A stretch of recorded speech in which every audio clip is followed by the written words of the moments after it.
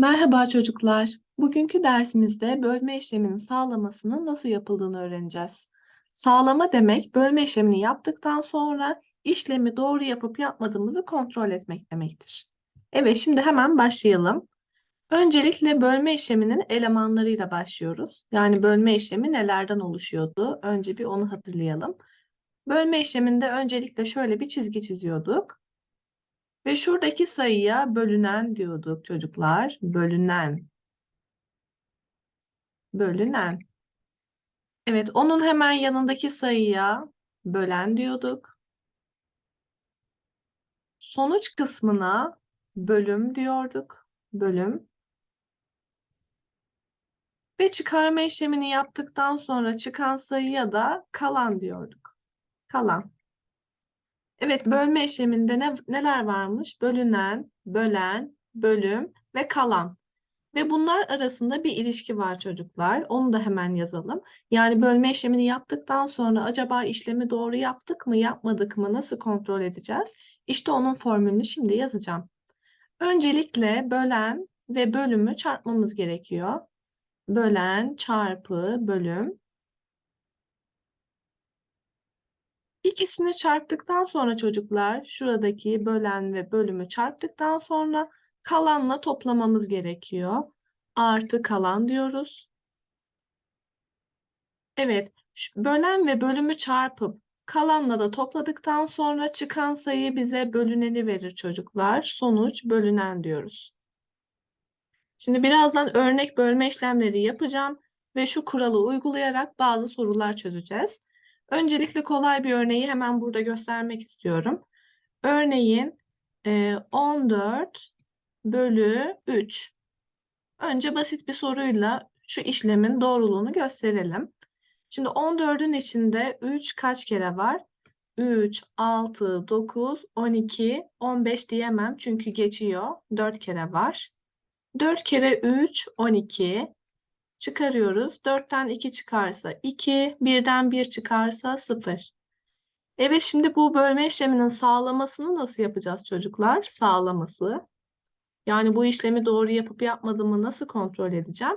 Şu şekilde. Ne demiştik biz? Bölen ve bölüm çarpılır. Yani 3 ile 4'ü çarpmam gerekiyor. 3 ile 4'ü hemen çarpalım. 12. Diyor ki bölenle bölümü çarptıktan sonra bir de kalanla toplaman lazım. Bölen ve bölümü çarptığımda 12 çıkmıştı. Bir de bunu kalanla toplamam lazım. Kalan kaçmış burada? 2. 12 ile 2'yi topladığımda 14 oldu.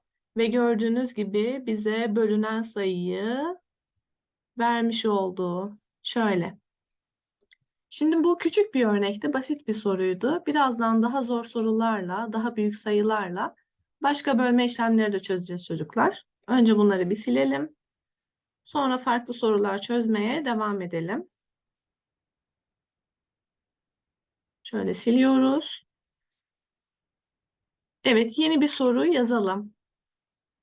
Örneğin diyelim ki 372 sayısını kaça bölelim? 6'ya bölelim. Bakalım nasıl bir bölme işlemiymiş bu. Evet, 3'ün içinde 6 yoktur. O zaman diğer sayıya bakıyoruz. 37. 37'nin içinde 6 kaç kere vardır? 6 kez. 6 kere 6, 36. Çıkarıyoruz. 7'den 6 çıkarsa 1 kalır. 3'ten 3 çıkarsa 0 kalır. Evet, 1'in içinde 6 olmadığı için yukarıdaki 2'yi aşağıya indiriyorum. 12. Evet, 12'nin içinde 6 kaç kere var? 2 kere var çocuklar. 2 kere 6, 12. Çıkarıyorum. 0, 0, 0. Şimdi bir de bu bölme işleminin sağlamasını yapalım. Sağlaması. Sağlaması ne demek? Yani bu bölme işlemini doğru mu yaptım, yanlış mı yaptım? Bunu kontrol etmek demek. Evet, sağlama nasıl yapılırdı? Bölen ve bölüm çarpılırdı. Yani 6 ile 62'yi çarpmamız gerekiyor. 62 ile 6'yı çarpıyorum. 6 kere 2, 12. 12'nin ikisi elde var 1. 6 kere 6 36. Elde de 1 vardı 37. Evet, bölen ve bölümü çarptıktan sonra bir de kalanla toplamam gerekiyordu. Ama bakıyorum kalanda zaten 0 var. Yani toplamama gerek yok. Bakın çıkan sayı direkt bölünen sayıyı bize vermiş oldu. Evet, şimdi bir soru daha yapacağız. Şöyle bunları hızlıca siliyoruz. Ve başka bir soru daha yazacağız.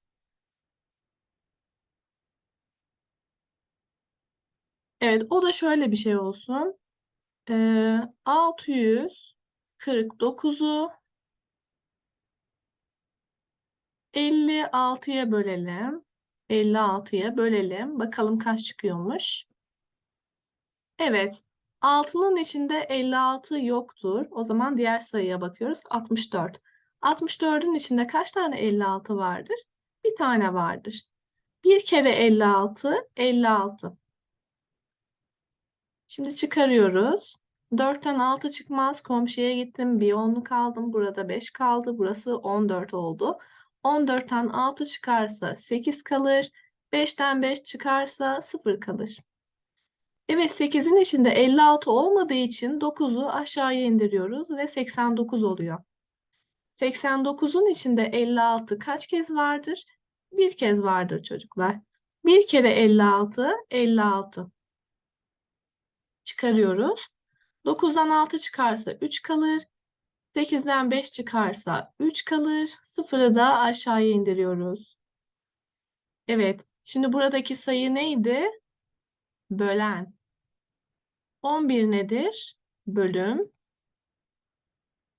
Peki 33 nedir çocuklar? Kalan. Evet, biz bölme işleminin sağlamasını nasıl yapardık? Sağlaması. Sağlama şu şekilde olur.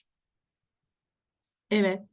Bölen ve bölümü çarparız ve kalanla toplarız. Bölenle bölümü çarpmak için hangi iki sayıyı çarpmam lazım? 56 ile 11'i çarpmam gerekiyor. 56 ile 11'i çarpalım. 1 kere 6, 6. 1 kere 5, 5. 1 kere 6, 6. 1 kere 5, 5. Şimdi bunları toplayalım. 6 ile toplayacak bir şey yok. 6 aşağıya iner. 5 ile 6'yı toplarsak 11. 11'in biri elde var 1. 5 ile elde biri toplarsak 616. Evet, devam edelim çocuklar. Şimdi bölen ve bölümü çarptık. Şimdi de neyle toplamamız gerekiyor? Kalanla toplamamız gerekiyor. Kalanla da topladıktan sonra bize bölünen sayıyı vermesi lazım. Şimdi 616 ile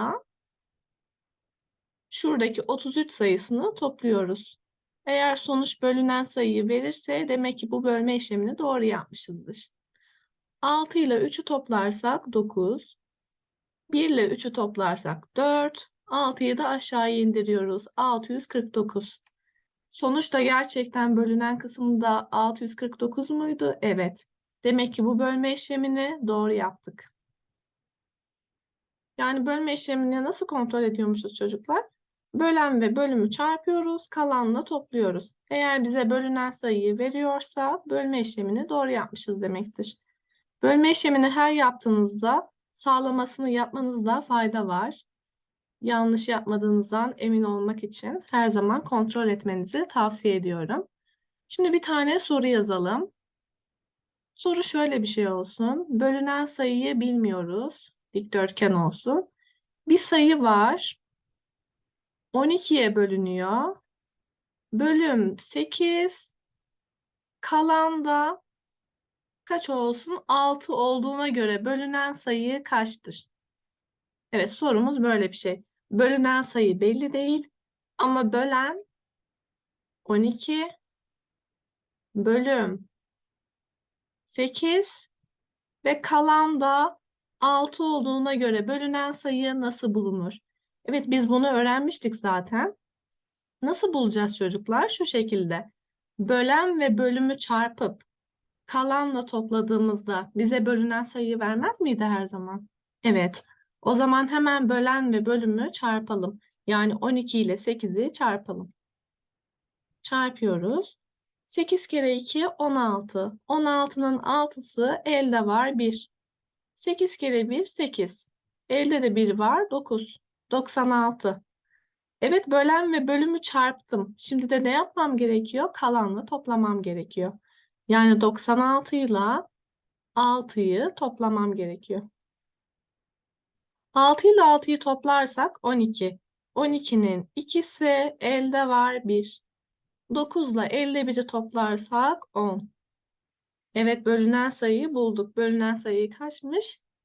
102'ymiş çocuklar. 102. Evet. Videomuz burada sona erdi. Bir sonraki videolarda görüşmek üzere. Hoşça kalın.